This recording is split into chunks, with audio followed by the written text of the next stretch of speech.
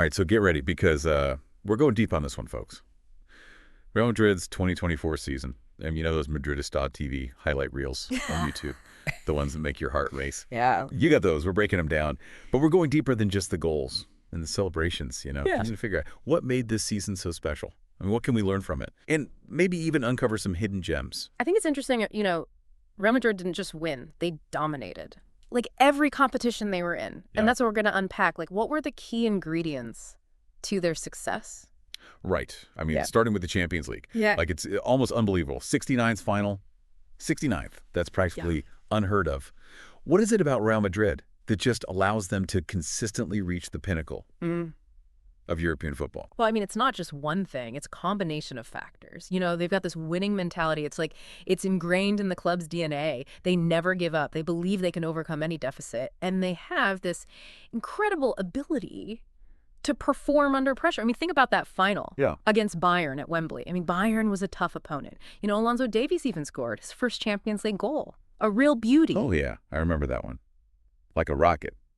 But even going down a goal didn't rattle them. They just kept believing and eventually found a way to win. Exactly. And that resilience was evident throughout their entire Champions League campaign. I mean, remember the semifinal against Manchester City?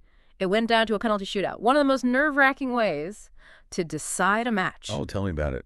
I was on the edge of my seat, that entire shootout. It's amazing how some players can just handle that kind of pressure. What do you think it is about Real Madrid players that allows them to thrive in those moments? Well, I think a lot of it comes down to experience. I mean, Real Madrid has this history of winning big games, so their players come in with a certain level of confidence, composure. They know what it takes to succeed at the highest level.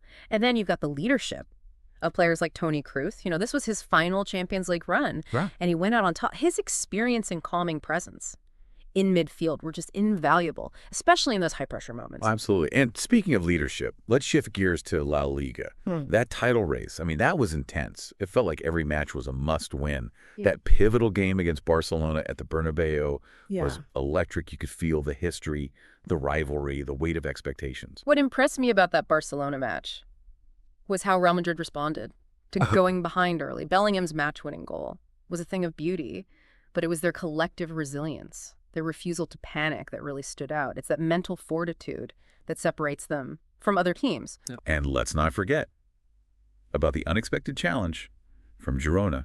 They had their best top-flight performance ever, really pushing Real Madrid throughout the season. It's a testament to the competitiveness of La Liga. You can't take any opponent lightly. And speaking of unexpected, who could forget that last-minute winner from Dani Carvajal against Almeria? It felt like they snatched victory from the jaws of defeat. I almost had a heart attack when that goal went in. That's Real Madrid for you. Always finding a way to win, even in the most dramatic fashion. Okay, so we've relived some of those edge-your-seat moments. But let's go beyond the highlights and dive into the how. Like behind Real Madrid's success. What were the tactical and strategic elements that allowed them to dominate across multiple competitions? Well, one thing that really stands out to me is Real Madrid's tactical flexibility. They weren't stuck in one system. They adapted their approach based on the opponent and the game situation. I think Carlo Ancelotti, their manager, deserves a lot of credit for that. So it wasn't just about having talented players. It was about using those players in the most effective way possible. Kind of like a chess master, strategically moving his pieces around the board. Exactly. And Ancelotti proved to be a grandmaster of tactics. Sometimes they would control possession and patiently build up attacks. Other times they would strike quickly on the counter, exploiting the opponent's weaknesses.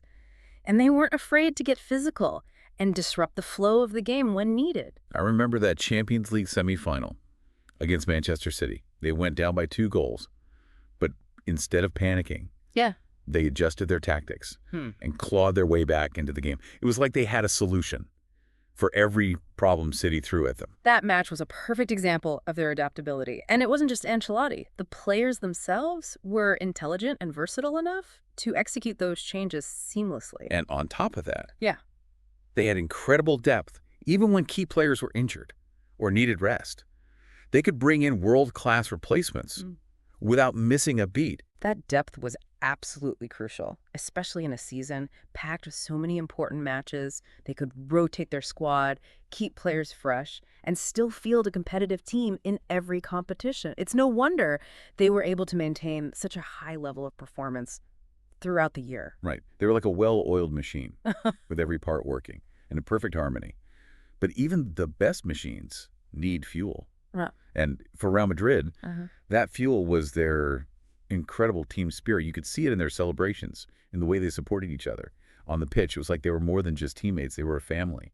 That team spirit is something that's cultivated over time. It's about having a shared vision, a common goal, and a deep respect for each other. And Ancelotti played a key role in fostering that positive and winning culture within the dressing room. It wasn't just about his tactical genius. It was about his leadership, his ability to create a united and motivated group of players. Absolutely. And let's not forget the impact of the fans.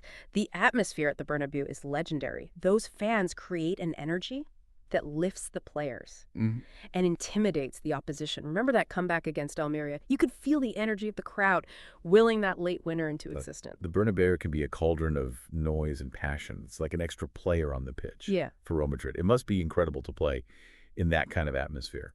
But let's shift focus to the individual stories within this incredible team. We talked about Vinicius Jr.'s electrifying performances earlier.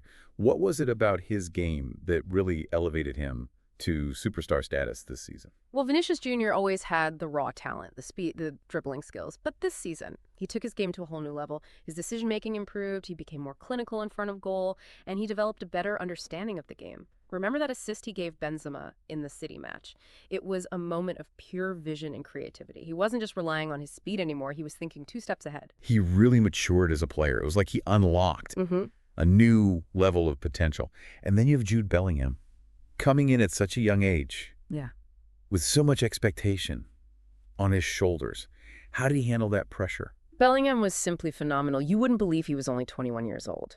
The way he played, he brought a maturity and composure that you rarely see in someone so young. He slotted seamlessly into Real Madrid's midfield, contributing crucial goals and controlling the tempo of the game. His performance in El Clasico was something special. Scoring the winning goal in a match of that magnitude takes nerves of steel. It felt like he was born for those big moments. He wasn't fazed by the pressure. He embraced it. And that's a testament to his mental strength and his dedication to the game.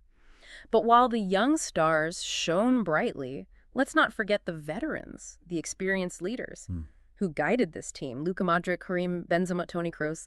These guys are Real Madrid legends. They're like the wise old sages. Yeah. Passing down their knowledge and experience to the next generation.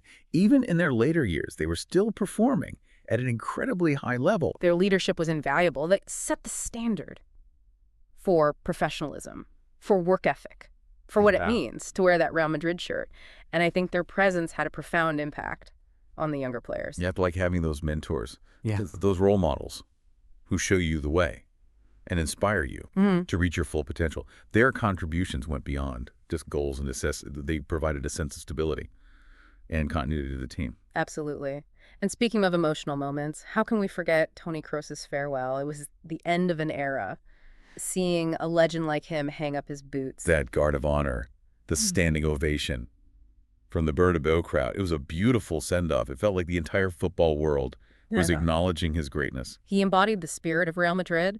Calm, composed, technically brilliant, and always striving for victory. It was a fitting end to a truly remarkable career. Okay, we've talked about the highs, the tactical brilliance, the individual stories, but every season has its challenges. Even for a team like Real Madrid, what were some of the moments where they faced adversity and had to dig deep to overcome it?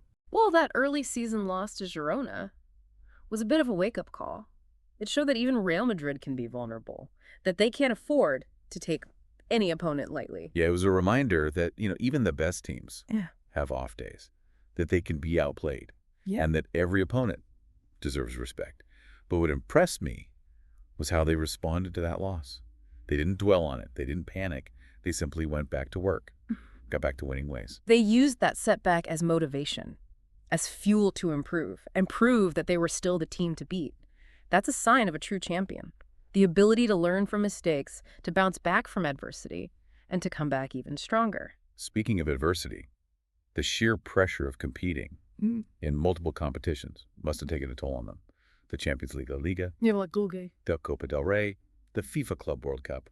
It's a relentless schedule with very little room for error. It's incredibly demanding, both physically and mentally. You need a squad with depth, with players who can step up when called upon, and you need a strong mentality to handle the pressure and the fatigue that comes with playing so many high-stakes matches.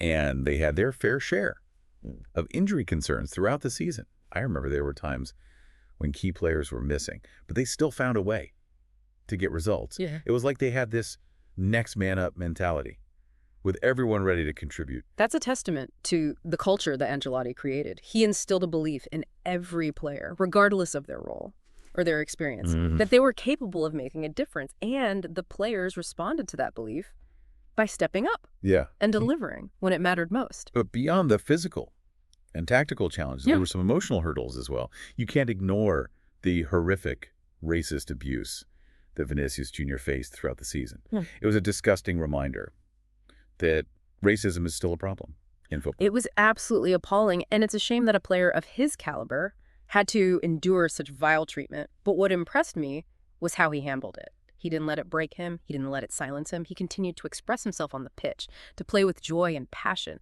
and he used his platform to speak out against racism. He showed incredible courage and resilience in the face of such adversity. And it was inspiring to see the support he received from his teammates, from the club, and from fans around the world. It was a powerful reminder that football has a responsibility to combat racism and discrimination. It's not just about kicking a ball, it's about using the platform of the sport to promote equality and respect for all. So while we celebrate Real Madrid's triumphs, it's important to acknowledge the challenges they faced, the moments where they were tested, the times when they had to dig deep and show their character. Because it's those moments that reveal their true strength, their resilience, their unwavering spirit. Their ability to overcome adversity, to bounce back from setbacks, to stand united in the face of hate and discrimination. That's what makes their achievements even more impressive. Real Madrid's 2024 season was a masterclass in footballing excellence, a testament to their tactical brilliance, their individual talent, their team spirit, and their unwavering commitment to winning. It was a season that captured the imagination of fans around the world, a season filled with drama, excitement, and unforgettable moments. It was also a season that reminded us of the power of resilience, the importance of unity, and the responsibility we all have to combat racism and discrimination in all its forms. As we conclude this deep dive, I'm left with a sense of awe and admiration for what Real Madrid accomplished. It showed us what's possible when talent meets dedication, when individual brilliance combines with collective strength, and when a team embraces the challenges and triumphs of a truly remarkable season. And for those of you who want to relive the magic, be sure to check out Madridista TV's YouTube channel for all the highlights, the goals, celebrations, and the raw emotion of Real Madrid's 2024 campaign. Until next time, keep exploring, keep learning, and keep the passion for the beautiful game alive.